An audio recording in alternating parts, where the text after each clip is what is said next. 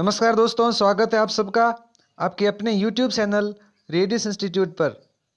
तो दोस्तों आज हम चर्चा करेंगे जो आपका जीके का पेपर आया था कल बीएसटीसी एग्जाम के अंदर, उनके क्या आंसर होंगे, उन प्रश्नों के क्या आंसर होंगे वो हम आज चर्चा करेंगे। तो दोस्तों ये आपका 51वां प्रश्न है। इसमें था कि वैभवशाली कलात्मक नगरी चंद्रावती पर 11वीं व 12वीं शताब्दी में किस वंश के शासकों का शासन रहा था। तो यहाँ पर आबू के परमार वंश का शासक रहा था। किस वंश का रहा था? आबू के परमार वंश का। अगला प्रश्न था आपका, क्षेत्रपाल राजस्थान की संस्कृति का एक महत्वपूर्ण पहलू पूजा जाता है। ये किस रूप में पूजा जाता है? ये पूजा जाता है ग्रामीण देवता के रूप में, ग्राम देवता के रूप में। अगला है, निम्नलिखित में से कौन सा वाद्य यंत्र तत्ववादी यंत्र नहीं है? तो यहाँ पर तत्ववादी यंत्र कौन सा नहीं है? यहाँ पर ये जो अलगोजा है ये तत्ववादी यंत्र नहीं है। अगला क्वेश्चन है दोस्तों, राजस्थान में विद्यालय एवं व्यापक शिक्षा योजना क्रियान्वयन एवं मूल्यांकन के लिए सर्वोच्च शैक्षिक संगठन है। तो सर्वोच्च शैक्षिक संगठन कौन सा है? तो यहाँ पर है RSIRT Udaipur. Option number A यहाँ पर आपका राइट था। अगला है, कोटा के किस शासक के काल को कोटा स्कूल की चित्रशैली का उत्कृष्ट काल माना जाता है? तो ये माना जाता है महाराव उमेद सिंह, महाराव उमेद सिंह। अगला है, जयपुर के महाराजा जय सिंह ने किन स्थानों पर वेधशालों का निर्माण कराया था? तो वेधशालों का इन्होंने निर्माण कराया था उदयपुर, वाराणसी, उज्जैन, मथुरा और दिल्ली में। अगला है, भारतीय संसद में राजस्थान से कितने सांसद चुने जाते हैं? तो राजस्थान के जो सदस्य चुने जाते हैं वो चुने जाते हैं 35। अगला है, राजस्थान में 1857 की क्रांति का केंद्र कौन सा था? तो केंद्र था नसीराबाद।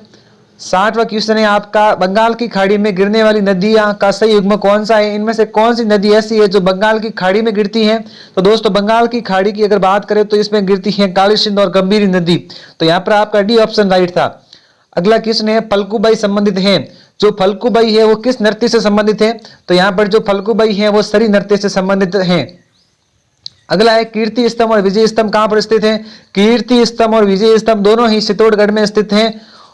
और अगला है, शहीद भील बालिका कालीबाई निम्न में से किस स्थान से संबंध है?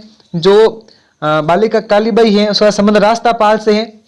और अगला है, राजस्थान में वर्ष 2011 की जनगणना के अनुसार 1000 पुरुषों के मुकाबले स्त्रियों की संख्या का लिंग अनुपात कितना था? तो ये लिंग अनुपात कितना है? ये है 928।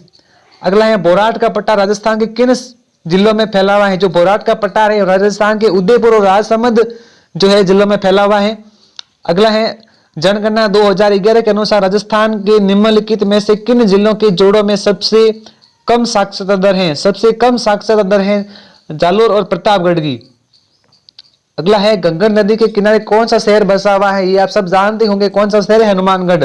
अगला है, वर्ष 2011 की जनगणना के अनुसार राजस्थान के किस जिले की सर्वाधिक साक्षरता दर है? जो सबसे ज्यादा साक्षरता दर किसकी है? वो है कोटा की।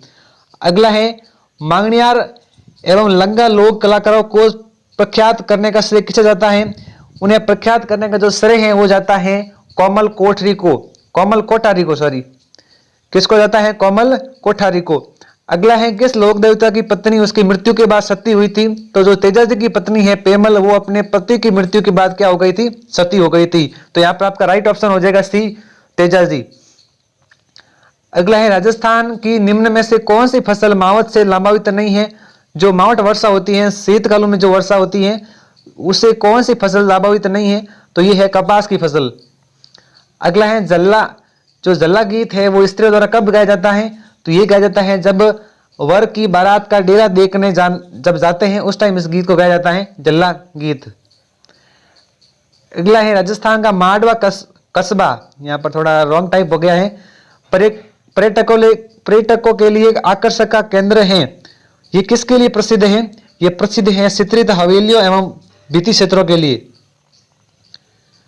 अगला यहाँ पर आपका है, शेख सादी की गुलिस्ता की पांडुलिपि को चित्रित करने वाला बलदेव राजपूताने की किस रियासत से संबंधित है? तो यह संबंधित है आपका अलवर रियासत से। अगला है प्राचीन, जो भारतीय प्राचीन लिपिमाला के लेखक कौन है?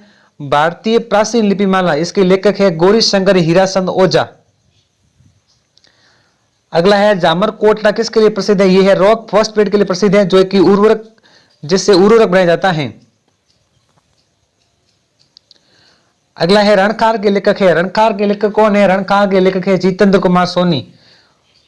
और यह है राजपूताना की अंतिम रियासत कौन सी है जिन्हें ब्रिटिश ईस्ट इंडिया कंपनी की अधीनता को स्वीकार किया था? जो अंतिम रियासत है वो है सिरोही।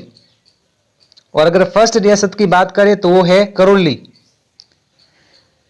निम्न में से कौन एक लोक चित्रकला का उदाहरण नहीं है? ये जो पतवारी है ये लोक चित्रकला का उदाहरण नहीं है। अगला है कालीबंगा का उत्खननकर्ता, कालीबंगा का उत्खननकर्ता जो है अमलानंद घोष है, जिसको शॉर्ट में बोलते हैं ए घोष। दर्रा वन्यजीव अभ्यारण्य कहां पर स्थित है? दर्रा जो वन्यजीव अभ्यारण्य है वो कोटा में स्थित है। अगला है निम्नलिखित में से किस नृत्य के साथ झांस नामक वाद्य यंत्र का प्रयोग किया जाता है? जो झांस नामक वाद्य यंत्र है इसका प्रयोग किया जाता है कस्सी घोड़ी नृत्य में। कहां पर किया जाता है? कस्सी घोड़ी नृत्य में। अगला है प्रसिद्ध अमर सागर जैन मंदिर, जो अमर सागर जैन मंदिर है ये जैसलमेर के अंदर स्थित है। अगला है राजस्थान के कौन से दो जिलों में जनसंख्या प्रति 500 व्यक्ति पर जनसंख्या घनत्व 500 व्यक्ति प्रति वर्ग किलोमीटर से भी अधिक है? वर्ष 2011 की जनगणना के अकॉर्डिंग आपको बताना है। तो वर्ष 2011 की जनगणना के अनुसार बात करें तो यहां पर आपका ऑप्शन राइट हो जाएगा जयपुर भरतपुर, यानी कि option number B. Rana Kumbha के शासनकाल में दिल्ली सल्तनत में किन राजवंशों का शासक था? जिस टाइम यहाँ पर मेवाड़ के शासक राणा कुंभा थे उस टाइम दिल्ली के शासक थे सैयद और लोधी वंश।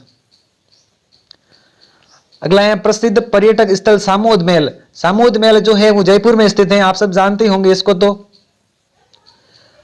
अगला है राजस्थान का क्षेत्रफल भारत के क्षेत्रफल का कितना प्रतिशत है?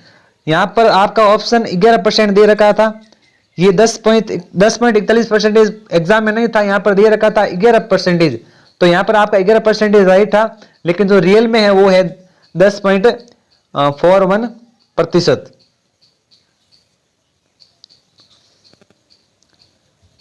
यहां पर है निम्नलिखित में से राजस्थान के किस जिले की अंतर्राष्ट्रीय सीमा सबसे छोटी है? तो सबसे छोटी अंतर्राष्ट्रीय सीमा है बीकानेर की, और सबसे अधिक अंतर्राष्ट्रीय सीमा है जैसलमेर की।